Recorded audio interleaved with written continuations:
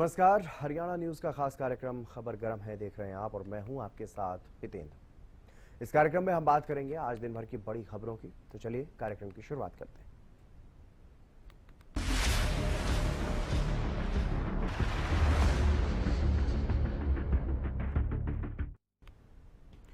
मुख्यमंत्री नायब सैनी फरीदाबाद के सेक्टर 12 के एचएसबीपी ग्राउंड में बड़ी जनसभा को संबोधित करेंगे। इस रैली में शहर के विकास से जुड़ी नई योजनाओं और परियोजनाओं की घोषणाओं की भी संभावना है।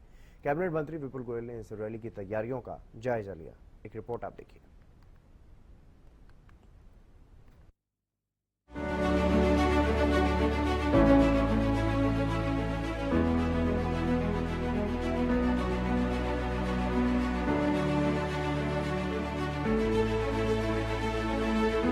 सीएम नायब सैनी फरीदाबाद में 2 दिवसीय दौरे पर हैं। सीएम सेक्टर 12 के एचएसबीपी ग्राउंड में धन्यवाद रैली को संबोधित करेंगे। सीएम नायब सिंह सैनी का ये 2 दिवसीय फरीदाबाद दौरा शहर के विकास को गति देने के लिए महत्वपूर्ण माना जा रहा है। सेक्टर 12 में आयोजित इस धन्यवाद एवं विकसित फरीदाबाद रैली में बड़ी संख्या में लोगों के पहुंचने की उम्मीद जताई जा रही है। कैबिनेट मंत्री विपुल गोयल ने स्वयं तैयारियों का जायजा लिया और कहा कि रैली को लेकर लोगों में काफी उत्साह है।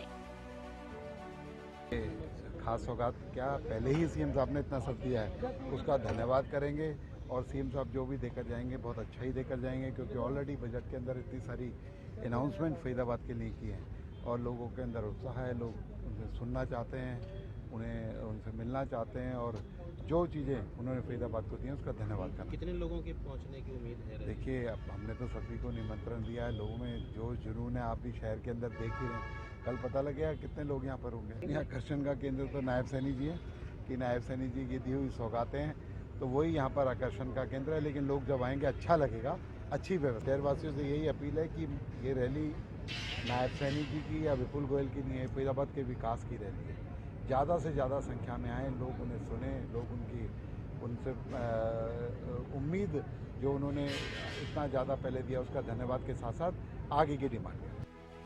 रैली स्थल पर तैयारियां लगभग पूरी हैं। मंच सज चुका है और सुरक्षा एवं व्यवस्था के इंतजामों को अंतिम रूप दे दिया गया है। इस अवसर पर कई विकास परियोजनाओं को भी मंजूरी मिलने की संभावना है। उम्मीद है कि फरीदाबाद की इस ऐतिहासिक धन्यवाद रैली में मुख्यमंत्री की मौजूदगी और नई योजनाओं की घोषणाएं लोगों के लिए यादगार बनेंगी। Bureau report, Haryana news.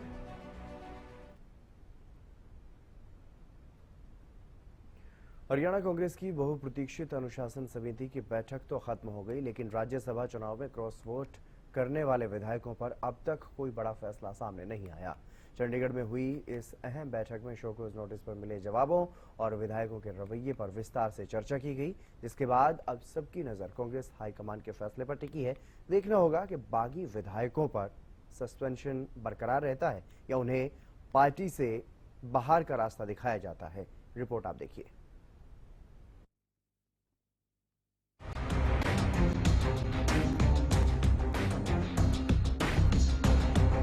Haryana Congress की अनुशासन समिति की जिस बैठक का इंतजार किया जा रहा था वो बैठक तो हो गई है, लेकिन हरियाणा राज्यसभा चुनाव में क्रॉस वोटिंग करने वाले कांग्रेस के 5 विधायकों पर कोई बड़ा फैसला अभी सामने नहीं आया। चंडीगढ़ में हुई बैठक में शोकॉज नोटिस पर विधायकों के जवाब और उनके रवैये पर चर्चा हुई।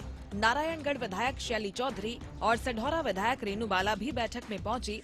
हालांकि बाकी 3 विधायक बैठक में शामिल नहीं हुए। अपना पक्ष रख दिया, जो हमने वोट दिए, जो उन्होंने पूछा हमने जवाब दिए, ले रख चुके हैं, जो कह चुके हैं कि हमने वोट दिए वही उनके सामने रख दिया। तो आपके जवाब से संतुष्ट हैं? हम संतुष्ट, उन्होंने पूरी गौर से हमारी बात सुनी है, अब वो आगे लिखेंगे। हमने आज अपना पक्ष रखने के लिए यहाँ पर आए थे और हमने अपना पक्ष रखा। जो भी कमेटी का यहाँ से अपना हाईकमान के लिए निर्णय जाएगा वो हाईकमान तय करेगा और आगे की रणनीति क्या होगी वो तो हम जनता के बीच में रहेंगे।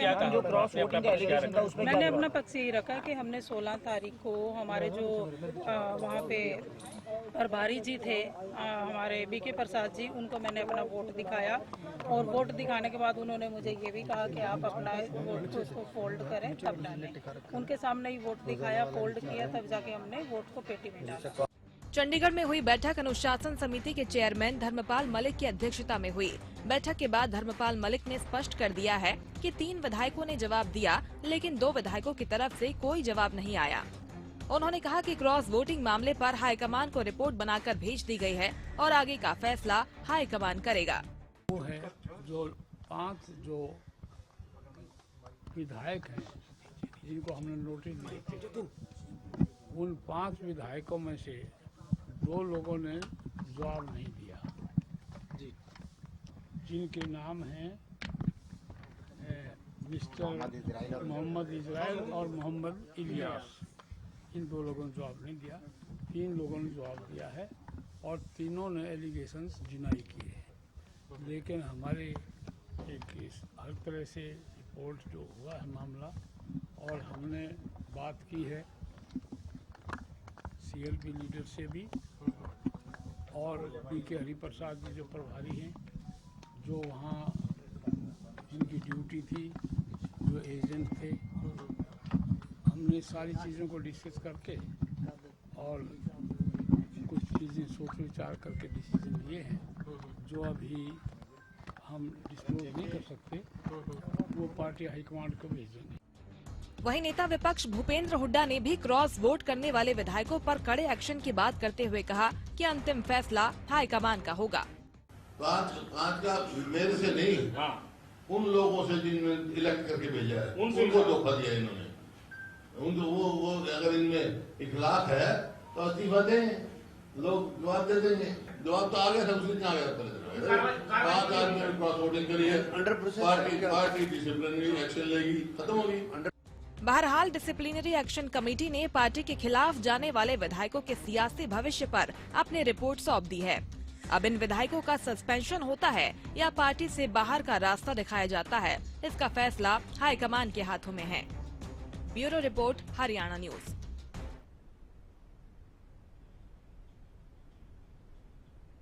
और अब बात करते हैं पूर्व मुख्यमंत्री भूपेंद्र सिंह हुड्डा को मिली बड़ी राहत की।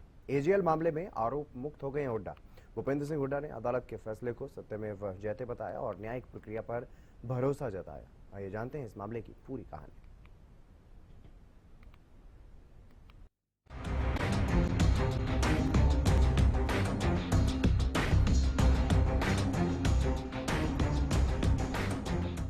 मैं तो शुरू में कहा था कि न्यायिक जुडिशरी पे मेरे पूरा विश्वास है। हरियाणा के पूर्व मुख्यमंत्री भूपेंद्र सिंह हुड्डा ने AJL मामले में आरोप मुक्त होने पर अपनी प्रतिक्रिया दी है। उन्होंने कहा कि मैंने पहले ही कहा था कि मुझे न्यायिक प्रक्रिया पर पूरा भरोसा है। हुड्डा ने इसे सत्यमेव जयते के रूप में देखा और कहा कि अदालत ने उनके रुख को सही ठहराया है। मैं तो शुरू में कहा था कि न्यायिक जुडिशरी पे मेरे पूरा विश्वास है। मैं तो शुरू में कहा था कि न्यायिक जुडिशरी पे मेरे पूरा विश्वास है। ये वो बात जो असली बात सामने आई है वो अच्छी बात है। वो एक इनको तंग करने के लिए लटकाया जा रहा था मामला, वरना उसके अंदर कुछ था नहीं, कोई खास बात नहीं थी। लेकिन बीजेपी वाले की नीयत है हमेशा वो हमारे लोगों को तंग करना, पब्लिक के अंदर उनकी इमेज डाउन करना, ये कोई अच्छी बात नहीं होती। राजनीतिक लोगों की प्रतिष्ठा पर वैसे ही अटैक करना और उनकी प्रतिष्ठा को धूमिल करने की कोशिश करना, ये अच्छी बात नहीं। ये मामला पंचकुला में AJL को प्लॉट के पुनर्गठन से संबंधित कथित अनियमितताओं से जुड़ा हुआ था। AJL को पंचकुला के सेक्टर 6 में सरकारी जमीन दी गई।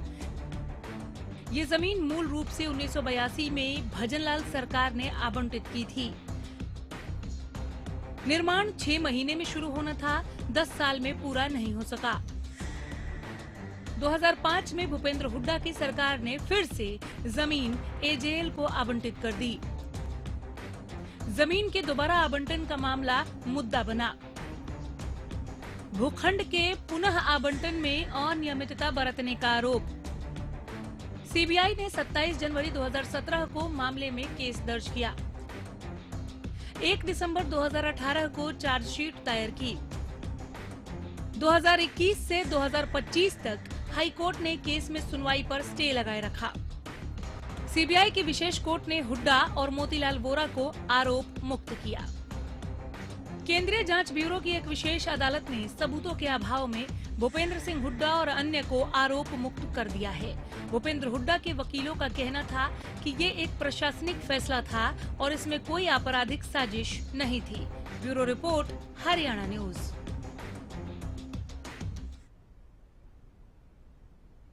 अब बात करते हैं किसानों की। एक तरफ फसल खरीद का सिलसिला चल रहा है, लेकिन इस बीच किसान दोहरी मार झेल रहा है।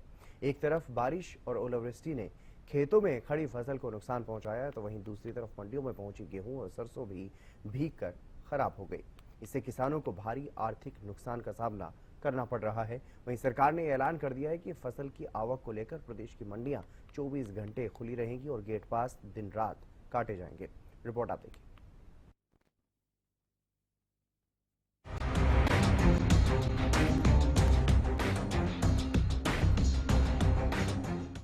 पूरे हरियाणा प्रदेश में 1 अप्रैल से गेहूं की तो 28 मार्च से सरसों की खरीद शुरू हो चुकी है। वहीं पहले दिन 1 अप्रैल को धीरे धीरे आवक होनी शुरू हुई थी, लेकिन अब रफ्तार पकड़ चुकी है। जो आवक है वो आप देख सकते हैं कि चरखी दादरी की अनाज मंडी में गेहूं के ढेर लगे हुए हैं। अगर मौसम की बात करूं तो मौसम विभाग द्वारा अलर्ट यहाँ किया हुआ है और आसमान में यहाँ बादल छाए हुए हैं। आप देख सकते हैं कि चरखी दादरी के यहाँ आसमान में बादल छाए हुए होंगे और शाम तक कभी भी बारिश यहाँ हो सकती है। व्यवस्थाओं को लेकर प्रशासन और मार्केट कमेटी के अधिकारियों द्वारा दावे किए गए हैं कि बिल्कुल पुख्ता इंतजाम कर लिए गए हैं, लेकिन 2-3 दिन पूरा हुई बारिश के कारण यहाँ सरसों की फसल भीग गई थी, जिसने प्रशासन और मार्केट कमेटी के दावों को बिल्कुल हवाई बना दिया था। वहीं तिरपाल के नाम पर बिल्कुल फटे हुए यहाँ 2-4 तिरपाल फसल पर ढके गए थे और उसके बाद जो फसल भीगी वो नुकसान हुआ।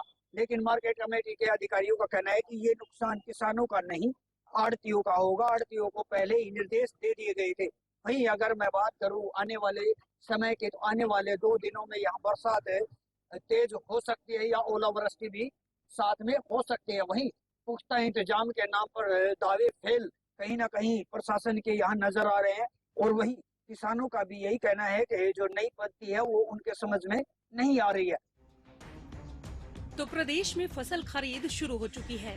मंडियों में फसलों की आवक बढ़ने लगी है, लेकिन इसी बीच किसान दोहरी मार झेल रहे हैं। एक तरफ बारिश और ओलावृष्टि ने खेतों में खड़ी फसल को नुकसान पहुंचाया है, तो दूसरी तरफ मंडियों में पहुंची गेहूं और सरसों भी भीग कर खराब हो गई। इससे किसानों को भारी आर्थिक नुकसान का सामना करना पड़ रहा है। हालात ये हैं कि कई जिलों में गेहूं और सरसों की फसल खेतों में ही गिर गई, जबकि मंडियों में पड़ी फसल में नमी बढ़ने से उसकी गुणवत्ता प्रभावित हुई है। यही नमी अब किसानों के लिए सबसे बड़ी समस्या बन गई है, क्योंकि सरकार ने तय सीमा से अधिक नमी वाली फसल खरीदने से साफ इनकार कर दिया है। ऐसे में किसान या तो फसल को सुखाने के लिए मजबूर है या फिर उसे औने पौने दामों में बेचने को। किसानों का कहना है कि उन्हें उम्मीद थी कि सरकार राहत देगी, लेकिन नई शर्तों ने उनकी मुश्किलें और बढ़ा दी हैं। रजिस्ट्रेशन प्रक्रिया, नमी की सख्त जांच और तय समय सीमा में खरीद जैसे नियम किसानों पर भारी पड़ रहे हैं। जोर तो है नहीं, जो करेगा मंजूर है।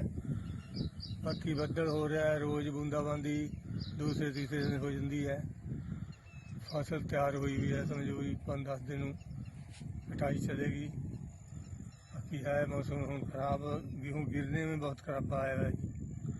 गिरने में 500 रुपया तो मशीन वाले ने रेट बढ़ा देना जी। बाकी है जी जैसी कैसी है जी, सामने तो है जी, क्या पता जी क्या करते।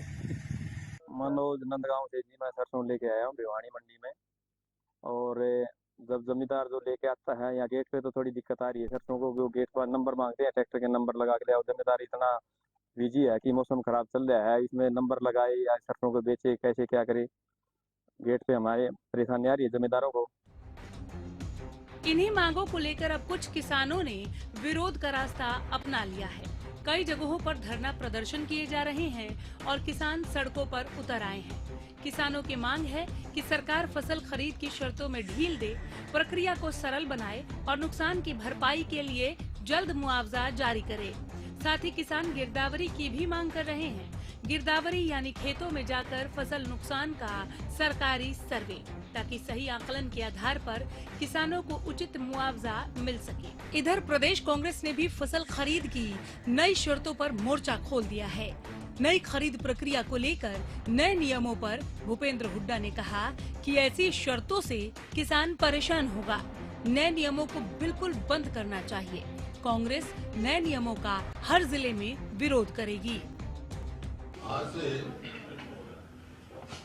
जो उन्होंने मंडियों में खरीद शुरू की है, एक दिन पहले से जो रिपोर्ट आई है, किसान की परेशानी के सिवा और कुछ नहीं मिल रहा।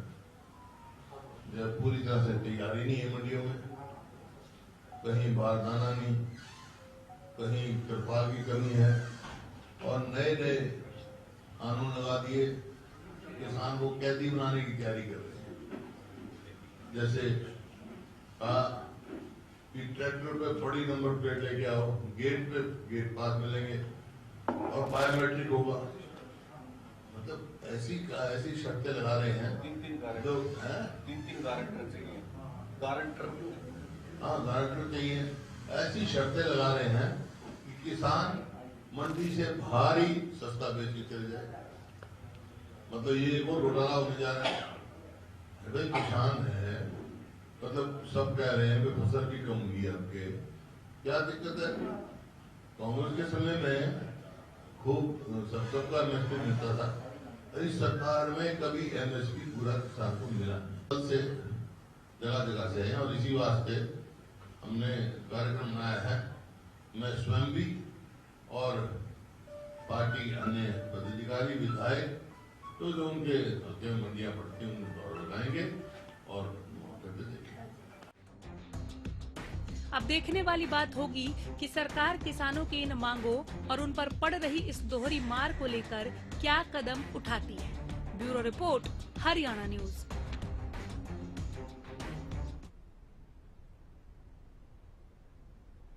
फरीदाबाद के आदर्श नगर में दिन दहाड़े फायरिंग ने सनसनी मचा दी, जहां बाइक सवार युवक युवती ने मामूली विवाद को खूनी संघर्ष में बदल दिया। खबर है कि आरोपी बाइक सवार और पिस्टल अपनी छोड़ करके वहां से फरार हो गया। पूरी खबर इस रिपोर्ट में आप देखिए।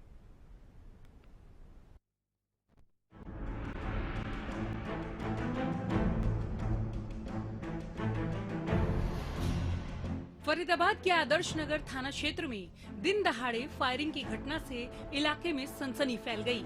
दरअसल बालाजी कॉलेज रोड पर सुबह करीब 10:30 बजे दो बाइक सवारों के बीच मामूली कहासुनी ने अचानक हिंसक रूप ले लिया। बताया जा रहा है कि एक बाइक पर सवार युवक और युवती कट मारते हुए जा रहे थे, जिस पर दूसरे युवक ने उन्हें रोका। इस बात से गुस्साए युवक ने पिस्टल निकालकर फायर कर दिया। हालांकि गोली युवक के चेहरे को छूते हुए निकल गई और वो बाल बाल बच गया। बताया जा रहा है कि दूसरे फायर के दौरान घायल युवक ने बहादुरी दिखाते हुए आरोपी की पिस्टल पकड़ ली।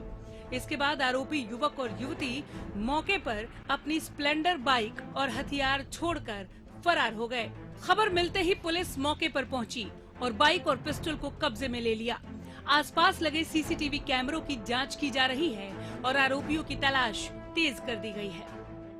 सूचना थाने में 10:30 बजे के लगभग सूचना प्राप्त हुई कि भाई यहाँ बालाजी कॉलेज स्कूल के पास किसी व्यक्ति ने गोली चलाई है। जिस सूचना को पाकर हम यहाँ मौके पर पहुंचे तो पता चला कि विवेक सारस्वत के साथ बाइक की साइड को लेकर झगड़ा हुआ है और वो नाम पता ना मालूम आदमी इसके ऊपर गोली चला के भाग गया है। क्या कुछ पहचान हो पाई है? कोई सीसीटीवी फुटेज भी आ रहा है जिसमें बाइक की लड़की और एक लड़का भी जिन्होंने फायरिंग किया वो दिख रहे हैं? हाँ, बाइक पे दिख रहे हैं लेकिन अभी उनका पता नहीं चला है। बाइक को कब्जे में ले लिया गया है और आगे अनुसंधान जारी है। जैसे ही पता लगेगा उसको गिरफ्तार कर दिया। मैं यहाँ से जा रहा था, ये कट जो दिख रहा है बाइक पे, ड्यूटी सुबह 10:25 की घटना है। एक बंदा एक लड़की के साथ जा रहा था, उसने यहाँ पे कट मारा। मैंने उसको कट मारने पर टोका। मैंने यार गाड़ी सही से चला, खुद भी मरेगा मुझे भी मारेगा। उस बात पर उसने गाली दी। जब मैं उतर के उसके पास गया उसने मेरे ऊपर पिस्टल तान दी। मैंने पिस्टल पकड़ ली, उसने फायर झोंका जो यहाँ सीधा गया ऊपर की तरफ। फिर मैंने पिस्टल भी छीन ली उससे, बाइक भी छीन ली और वो भाग गया। दोनों जने मौके से फरार हो गया। फरार हो गया। अच्छा, आप जानते हो कौन थे वो? कभी नहीं देखा, कभी किसी से कोई रंजिश वगैरह? कुछ भी नहीं है, मैं यहाँ बिल्कुल अनजान हूँ। एक राउंड ही हुआ, दूसरा पे तो मैंने छीन ली पिस्टल लॉक की जब। अच्छा, पुलिस मौके पर पहुंची है, जांच कर रही है? हाँ। क्या चाहते हैं आप? क्या चाहते हो, पकड़ो। कार्रवाई हो। अरे जाहिर सी बात है, नहीं तो किसी और को ठोक देगा। ये आदर्श नगर बल्लभगढ़ में आदर्श नगर है, बालाजी पब्लिक स्कूल रोड। ये अभी 10:30 बजे की समथिंग बात है। तो एक दो बाइक वाले थे, उनमें आपस में विवाद हुआ और एक ने पिस्टल निकाली और गोली चला दी डायरेक्ट। अच्छा, हाँ जी। गोली लगी किसी को? गोली लगी, हाँ, यहाँ होके निकल गई है। कितने राउंड फायर किया? एक राउंड फायर किया था। कितने लोग थे बात की जाए तो? वो बाइक में दो थे, एक लड़का था एक लड़की। तो किस चीज को लेकर, किस बात को लेकर विवाद हुआ? कुछ नहीं, बस ये रास्ते के ही उसने कट मार दिया, तो उसने दूसरे वाले ने बोला कि भाई ऐसे कट क्यों मार रहा है। हाँ, इसी बात पे उसने पिस्टल निकाली और तान दी उसके ऊपर। फिर थोड़ा बहसबास हुई और उसने गोली चला दी। घायल युवक विवेक का कहना है कि आरोपियों को जल्द से जल्द गिरफ्तार किया जाना चाहिए ताकि वे किसी और वारदात को अंजाम ना दे सके। वहीं प्रत्यक्षदर्शी तेजवीर सिंह ने भी पूरी घटना की पुष्टि करते हुए बताया कि विवाद के बाद अचानक फायरिंग की गई, जिससे मौके पर अफरा तफरी मच गई। इस घटना के बाद इलाके में दहशत का माहौल है। फिलहाल पुलिस पूरे मामले की जांच में जुटी हुई है और सीसीटीवी के जरिए फरार आरोपियों की तलाश की जा रही है। दिन दहाड़े हुई इस फायरिंग की घटना ने फरीदाबाद में सुरक्षा व्यवस्था पर भी सवाल खड़े कर दिए हैं। Bureau report, Haryana news.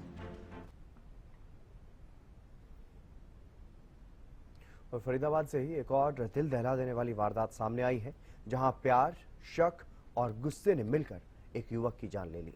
Girlfriend से मिलने आए युवक को घर के अंदर ही घेर करके बेरहमी से चाकुओं से गोद दिया गया। मामला है फरीदाबाद के एकता विहार इलाके का। रिपोर्ट आप देखिए।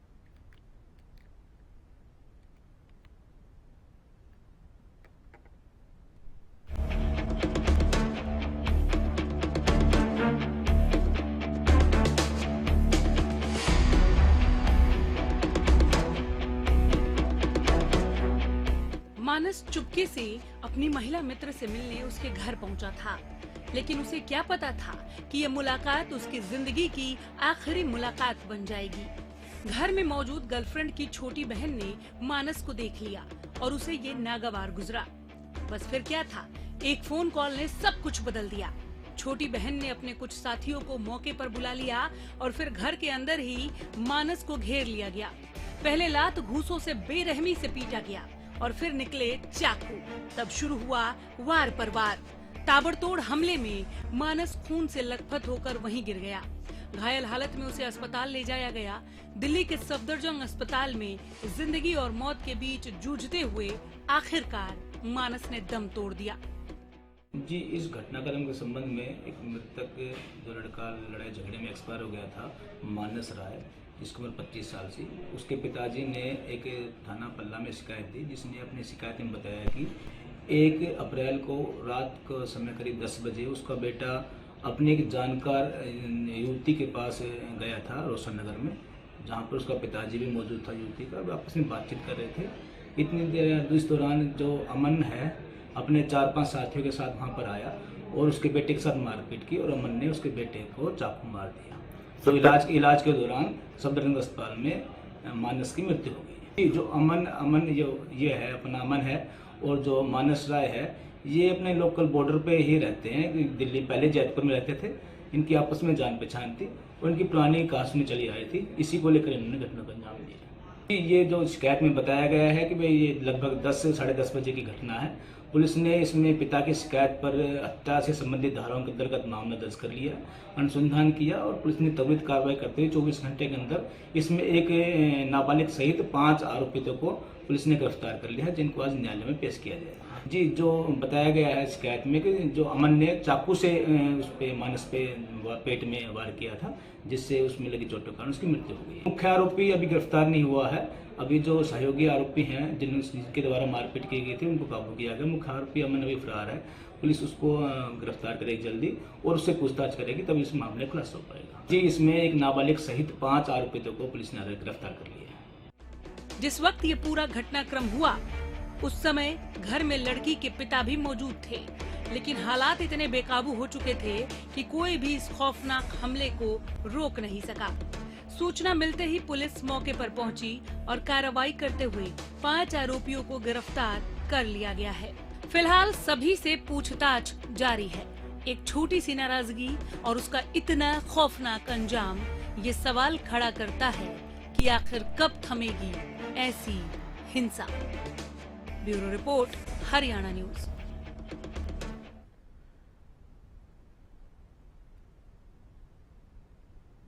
खबर गर्म है में फिलहाल बस इतना ही। आप देखते रहिए हरियाणा न्यूज।